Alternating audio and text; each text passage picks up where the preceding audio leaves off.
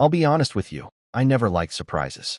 Maybe that sounds cynical, but I've always believed life delivers enough of them without anyone needing to plan more. Still, when my wife, Claire, insisted on throwing me a surprise birthday party for my 40th, I didn't object. Not because I love parties, not even because I love birthdays, but because she was so damn excited about it. She kept grinning every time I asked about weekend plans, and she'd pretend she hadn't heard the question. Her phone was glued to her hand the whole week leading up to it, and every time I walked into the room, she'd lock the screen like it was some top-secret mission. I figured she was planning something sweet.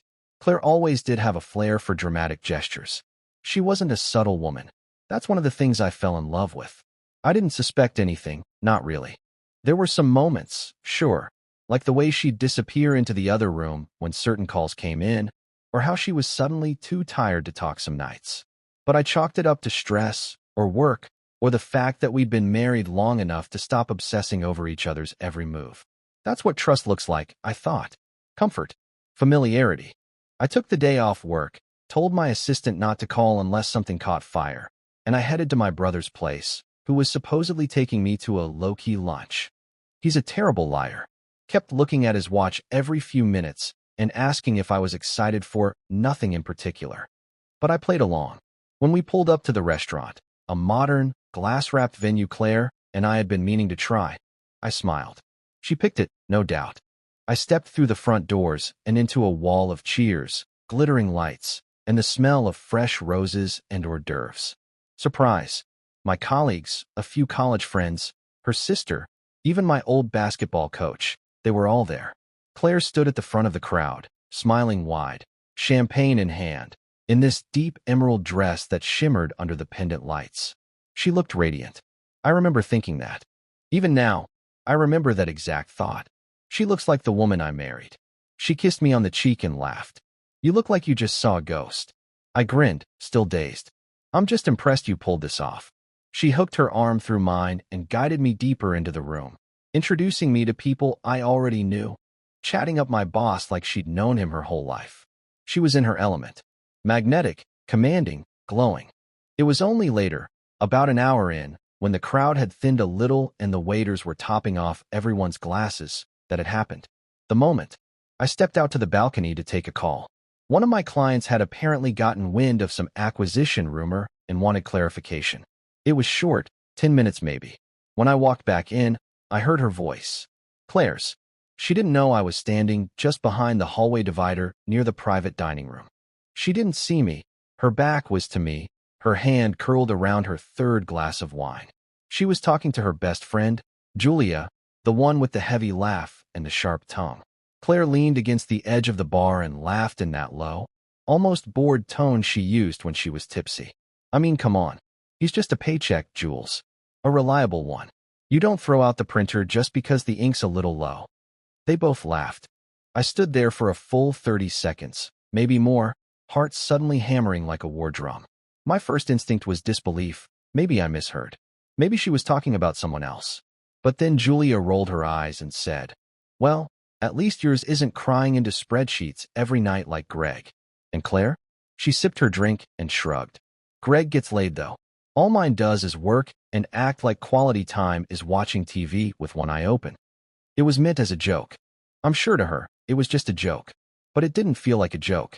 It felt like a door slamming shut inside my chest. Like something I'd believed for a long time had been quietly, slowly rotting. And I'd finally caught the smell. I didn't go back in right away. I stood outside for a while, just watching the city lights blink on and off like the whole skyline was breathing. My reflection in the glass looked calm. Still, but inside, I was unraveling. You spend years building something, bit by bit, moment by moment. Early mornings, shared bills, spontaneous road trips, silent fights, late-night apologies, holidays with in-laws, inside jokes, shared passwords, worn-out routines. You build, and you build, and you tell yourself this is love. And maybe it was. Maybe parts of it were. But now, all I could hear was her voice in my head. He's just a paycheck. I walked back in, and no one noticed that I'd been gone. Not really. Claire was mid-conversation with someone from her yoga class. She glanced over and smiled like nothing had happened. Like she hadn't just gutted me with 12 words. I smiled back. Not because I was okay, but because I needed a moment. Just a moment. And I got it when the music died down and someone tapped a spoon against their glass. A toast, someone called out. I think it was her sister. To the birthday boy. All eyes turned to me. Claire beamed and took my hand. Yes, she said. Say something. So I did. I raised my glass. I let the silence stretch just long enough to feel a little uncomfortable, then smiled. I just want to thank everyone for being here tonight. It means more than you know. I turned slightly toward Claire. Her eyes sparkled, cheeks flushed from wine and attention.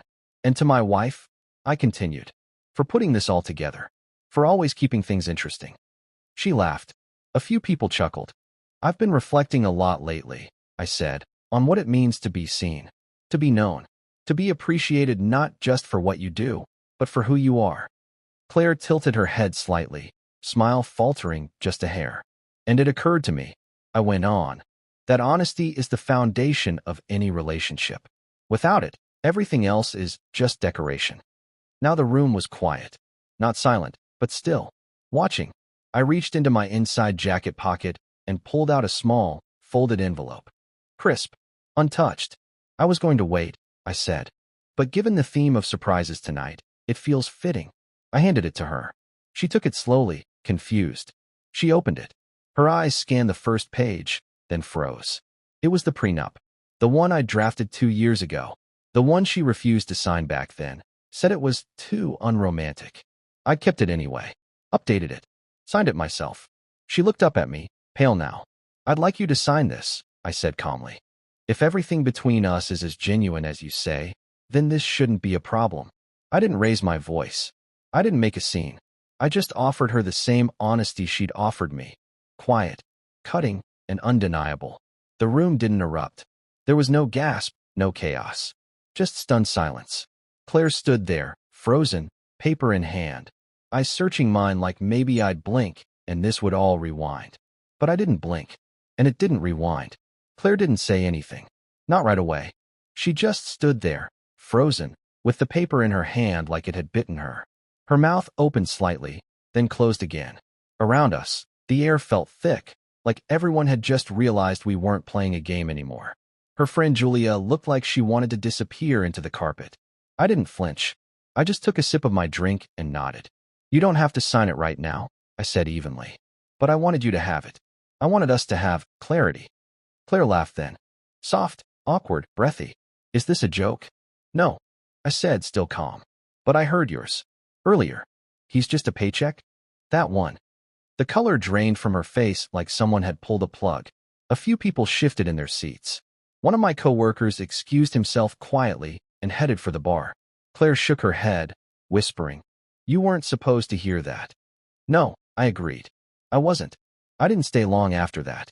I made a polite exit, thanked a few people for coming, waved off questions with a tired smile. Claire followed me outside, heels clicking like panic. What the hell are you doing? She hissed, once we were alone on the curb. I was going to ask you the same thing, I said. Except I think I already know. Her expression was something between fury and fear. It was a joke. You know how I talk with Julia. It's sarcasm. She always says things like that. You're blowing it out of proportion. Am I? I asked. She crossed her arms. You're going to let one overheard conversation ruin everything we've built. I looked at her, really looked. This woman who, not long ago, I would have walked through fire for. And all I could think about was that line. Just a paycheck. That's the thing, I said. Now I'm not sure what we built. Or who we built it for. I left her there on the sidewalk, still holding the prenup like it might catch fire. That night, I didn't go home. I drove for hours, not really with a destination in mind. Just silence. Miles of it. My phone buzzed a few times, but I didn't answer. I wasn't ready to talk to anyone, not even myself, if I'm being honest. I ended up at a small in about an hour outside the city. Old place. Worn carpet. Heavy wood doors. But it was quiet. I needed quiet. I sat on the edge of the bed and stared at the wall, trying to make sense of what had shifted. But the truth was, the shift didn't happen that night. It had been happening for a while. That moment at the party had just ripped the sheet off what was already decaying. I started thinking back, really thinking, about the past few years. The way our conversations had grown shallow, like we were just trading status updates. The way she rolled her eyes when I brought up work. How intimacy had turned into a formality, like clocking in and clocking out. There had been signs, but I'd explained them all away. That's what you do when you want to protect something. You justify. You minimize. You lie to yourself in just the right shade of optimism. I thought about the vacations she suddenly didn't want to take, the new friends I was never introduced to, the locked phone, the gym bag she carried but never used at home. Maybe I knew more than I admitted. Maybe I just wasn't ready to let go of the version of us I had in my head. The next few days passed like fog. She called, texted, emailed. At first, it was all defensive. You took it out of context. You embarrassed me in front of everyone. You're being overly sensitive. Then came the guilt. We've built a life together. Don't throw this away over one stupid comment. You know I love you. And finally, the fear. Are you seeing a lawyer? Is this about the prenup? Please just talk to me. I didn't reply. I needed space. I needed truth. That's when I started digging. Not out of revenge. Not out of bitterness. Just clarity. I hired a friend of mine, someone I knew from college who had moved into the private investigation space. Discreet. Professional. He owed me a favor. I gave him everything I had. Names, accounts, dates I was suspicious of. And I waited. In the meantime, I did what I always do when I'm uncertain. I worked. I buried myself in numbers, deals, projections. But the more I tried to retreat into logic, the more the questions circled. Who was Claire when I wasn't around? Was she proud of me, or just proud of the lifestyle? Did she still love me, or did she just love the version of her life that came with my name on the checkbook? 2 weeks later, I had my answer. The photos came in a simple manila envelope. My friend didn't say much when he handed it to me, just looked at me with a mix of sympathy and confirmation. Inside were stills. A hotel lobby. Claire, smiling, arm in arm with someone I didn't recognize. A dinner. A hand on her knee. A kiss in the elevator. Receipts followed. A vacation, she said, was just a solo reset. Spa days charged to a card I didn't know she had. A leased apartment in a part of town she told me she hated. She had a whole second life. Parallel. Protected. Curated. And I'd been funding it. I won't lie to you. There was a moment where I considered confrontation. The dramatic kind. Walking into that apartment. Slamming the photos on the table. Demanding answers. But I didn't. Because I realized something important. I wasn't angry anymore. I was sad. Profoundly, deeply sad. Not even because of the affair, but because I realized how long I'd been holding on to a ghost. She was gone, long before the party. Long before the toast. Long before I heard those 12 words that cracked the illusion clean in half. She'd been slipping away, piece by piece, and I'd been too busy trying to keep everything looking intact from the outside. So I shifted gears. I went back to my lawyer. We started drawing up the terms. Claire and I didn't share children. Our assets were fairly straightforward. The prenup, though unsigned, laid the groundwork for negotiation, and the proof of infidelity gave me leverage. But I didn't want vengeance. I wanted dignity. I didn't want to destroy her. I just wanted out. Clean. Quiet. Whole.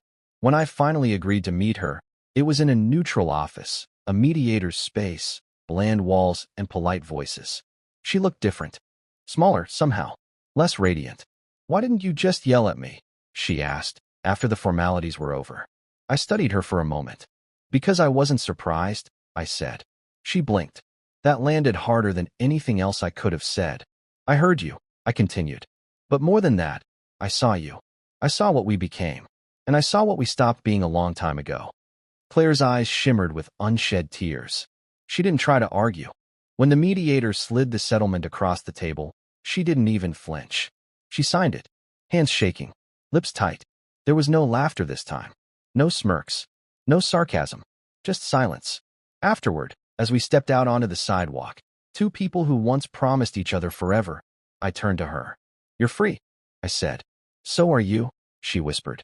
That night, I drove again. Same road. Same silence. But this time, it didn't feel like escape. It felt like coming home to myself. And for the first time in years, I slept without dreams. You'd think the hardest part of something like this would be the confrontation. The moment when the words finally come out, the truth breaks through, and everything changes. But it's not. The hardest part is what happens after. After the last paper is signed. After the phone stops buzzing. After your house echoes a little differently because there's no one humming in the kitchen or leaving half-empty coffee mugs on the bathroom sink. It's the quiet. That's what gets you. I moved out of our shared home 2 weeks after the mediation. Technically, I could have stayed. Legally, it was mine. But I didn't want the house. I didn't want the ghosts in the hallway, or the scent of her perfume still hanging on the drapes. I didn't want the memory of our Sunday mornings with the newspaper and that terrible 90s playlist she loved. I wanted air, space, distance. So I found a loft across the river. Smaller, simpler, white walls and wood floors and a balcony that caught just enough of the sunrise to remind me mornings could still be beautiful. At first, I didn't unpack much. Just the essentials. A mattress on the floor, my laptop, a French press, some shirts hung in the open closet like soldiers waiting for orders. I wasn't depressed, just cautious, like my heart was still tender, and I didn't want to crowd it too quickly. I worked a lot. That helped. Business had always been a refuge, predictable in a way people never were. Numbers don't lie. Deadlines don't cheat. Revenue doesn't flirt behind your back. I dove in, restructured, delegated more, launched 2 new products, hired a new operations lead. For the first time in years, I let myself build something without guilt. And yet, even then, at night, the quiet would creep back in. Not regret, not even heartbreak, just this odd sense of disorientation. Like I'd been walking around wearing someone else's coat for years and suddenly realized it didn't fit. One evening, maybe 6 months out, I ran into Julia, Claire's friend, the one from the party. I was at a bookstore, of all places, killing time before a dinner meeting. She saw me near the philosophy section, gave this awkward little wave like she wasn't sure if I'd recognize her. I did. Of course I did. We made small talk. She apologized, not for what Claire said, but for laughing. I didn't know she was serious, she said. I thought it was just one of her dark jokes. I didn't say much, just nodded. Then, before she left, Julia hesitated. You know, she said, Claire doesn't talk about you much. But when she does, it's different now. Softer. I didn't ask what that meant. Didn't want to know. Some stories don't need epilogues. I never sought revenge. I want that to be clear. What I did, handing her the prenup, walking away, starting fresh, it wasn't about hurting her. It was about saving myself. I think that's what people don't always understand when they talk about betrayal. It's not just about what someone did to you. It's about what you let happen. The slow erosion of self. The little compromises you make to keep peace, to keep love, to keep the image of something you once believed in. There were signs. I ignored them. There were cracks. I patched them. In some ways, I betrayed myself before she ever did. But I've forgiven her. Not in the dramatic, saintly way. Quietly. In the way you forgive the wind for knocking over a chair on your porch. She did what she did because of who she was. I loved her for a time. That part was real. And the rest? Well, that's over. A year later, on my 41st birthday, I sat alone on the same balcony where I'd watched my first post-divorce sunrise. The loft looked different now. Paintings on the walls, bookshelves filled, real furniture. A life again, built deliberately. A few close friends came by earlier that day. Nothing dramatic. Just laughter, good whiskey, and a playlist I made myself. I thought about Claire. Just for a second. Not with bitterness. Just curiosity. Wondering where she was. If she ever signed that prenup. If she found someone new. If she ever missed me. Or if she only missed the life. But the thought passed. Like a leaf in the wind. Because here's the thing they don't tell you. Healing doesn't come in grand declarations or perfect closure. It comes in the small moments. The day you realize you laughed and meant it. The night you sleep and don't dream of betrayal. The hour you spend with yourself and feel peace instead of panic. That's what I found. Not vengeance. Not validation. Just quiet. Honest. Earned. If you've read this far, maybe you're going through something too. Maybe you've been called just a paycheck. Maybe you've stood outside a room and heard your world come undone in a single sentence. If that's the case, I'll say this. You are not what someone else sees in you when they're not looking. You are not their jokes. You are not their exit plan. You are not just a paycheck. You're a person. With depth. With worth. With choices. Make one. Even if it hurts. Even if it's quiet. Especially if it's quiet. Because sometimes, the loudest thing you'll ever say is nothing at all. And sometimes, the best toast you'll ever give is to someone else's honesty. Cheers.